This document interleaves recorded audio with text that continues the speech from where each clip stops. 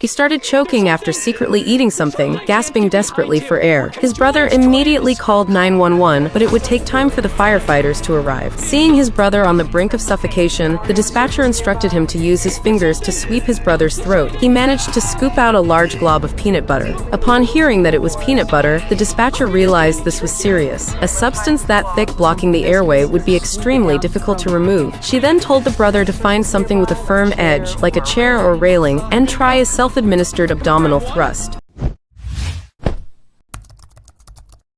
Using all their strength, the two brothers struggled to stand up. They were just about to reach the table when the younger twin suddenly lost consciousness. With their shared body off balance, they both collapsed heavily to the ground. The older brother was terrified. If his twin died, he wouldn't survive either. The dispatcher told him to stay calm. Even if his brother had stopped breathing, there were still at least 3 minutes to save him. She asked if there was a vacuum cleaner in the house. Scanning the room, the brothers spotted one just ahead, but getting to it wouldn't be easy. Driven by a fierce will to survive, the older brother endured the agony and used his head to drag nearly 300 pounds of combined weight, inch by inch, across the floor until he finally reached the vacuum cleaner. The dispatcher guided him to plug it in, insert the nozzle into his brother's mouth, and switch it on. In an instant, a large amount of peanut butter was sucked out, and the younger twin finally started breathing again. The older brother cried out in relief, thanking the dispatcher for saving their lives. Today had been their birthday, and before this incident, they hadn't spoken in 2 months after a big fight. But now, this terrifying ordeal had brought them back together.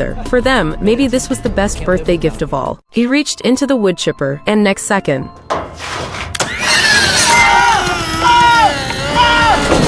God! Are you okay? Yeah, I think so. That ring saved my hand.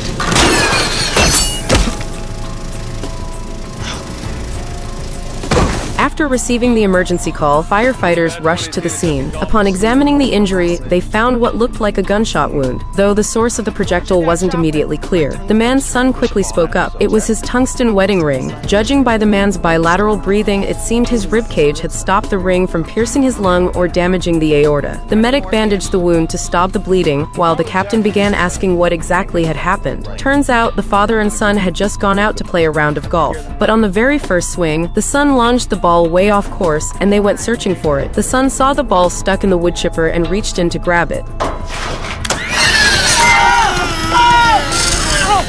Are you okay? That ring saved my hand. In the end, the son walked away with only a minor injury to his hand, while the father was loaded into an ambulance and rushed to the hospital. Honestly, that ring shooting out like a bullet is way too wild. Shouldn't it have just gotten jammed in the machine at most? This glutton tried to sneak a bite of chocolate, but ended up accidentally falling into a several-meter-deep vat of molten chocolate. 911, what's your emergency? I'm calling from the Seymour Chocolate Factory in El Segundo. My colleague is drowning in dark chocolate. He's a factory worker? A social studies teacher, just please hurry. Firefighters rushed to the scene immediately. The thick, heavy chocolate made it extremely difficult to pull the man out. The pressure on his body was preventing proper blood circulation. If they didn't act fast, he could lose consciousness. They set up a ladder, and 2 firefighters worked together to lift him, but it didn't work. One of them nearly got pulled in as well. Trying to pull someone up creates a low-pressure zone, which results in a downward force that makes rescue even harder. They inserted an oxygen tube into the man's mouth to make sure he could still breathe, buying precious time to figure out another solution. Next, they brought over a large barrel of cocoa butter and poured it into the chocolate. Cocoa butter helps thin out the mixture, reducing its viscosity. They stirred quickly, and it worked. The chocolate loosened up just enough for the firefighters to pull him free. He was immediately rushed to the hospital for treatment. I have no willpower. I got lap band surgery. After her yoga session, the skin around her eyes turned red, her eyeballs took on a pale grayish hue. Her vision became blurry, everything was a haze. Terrified, she quickly dialed 911. 911, what's your emergency? Help me! I've gone blind! Firefighters arrived at her home promptly. After asking a series of questions, they ruled out allergies to makeup, cleaning products, or strong odors. The medic examined her eyes and noticed her pupils had a weak reaction, and her lenses were cloudy as if covered by a thin film. That's when a firefighter spotted something moving. What?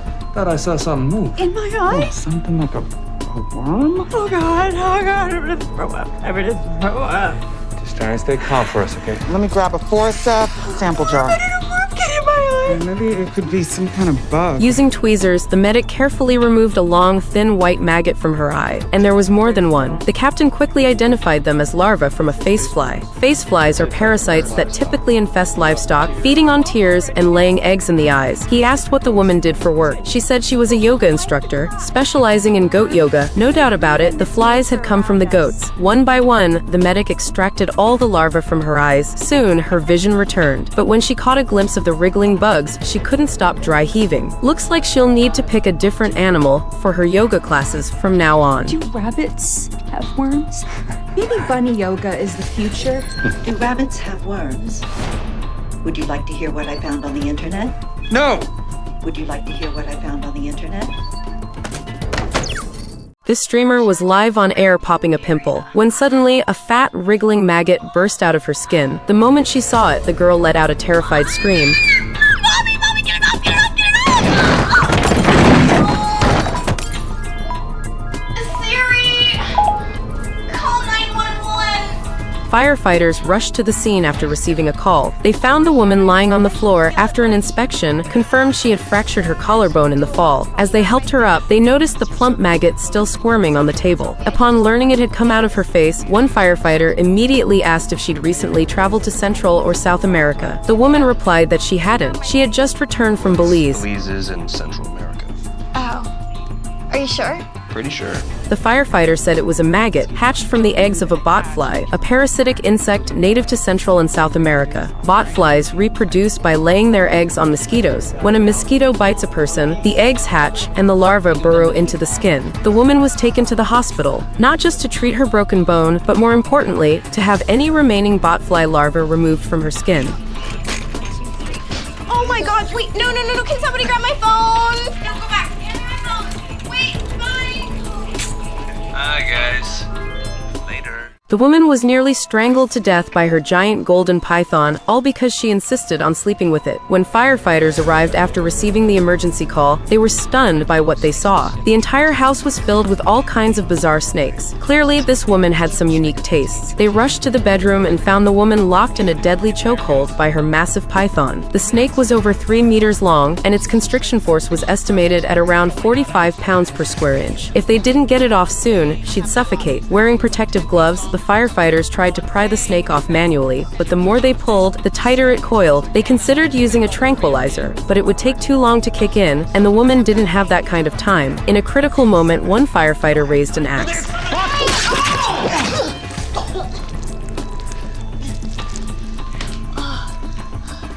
Wow. Why is that always the first option for you white boy macho tough guys? Guys, I'm totally gonna take credit for this with Tatiana. Who's gonna get me laid for a week, thank you. Thankfully, the woman survived, but instead of being grateful, she started blaming the firefighters, heartbroken over her beloved golden python. Then, one firefighter calmly said something that instantly changed her attitude. Faced with a situation like that. Yeah, I wish you saved the more attractive one. Isn't that right? Yeah, that's right. Seeing the woman's sudden flirty look, the rest of the team quickly got the message and made themselves scarce, leaving the scene to that firefighter to finish handling things.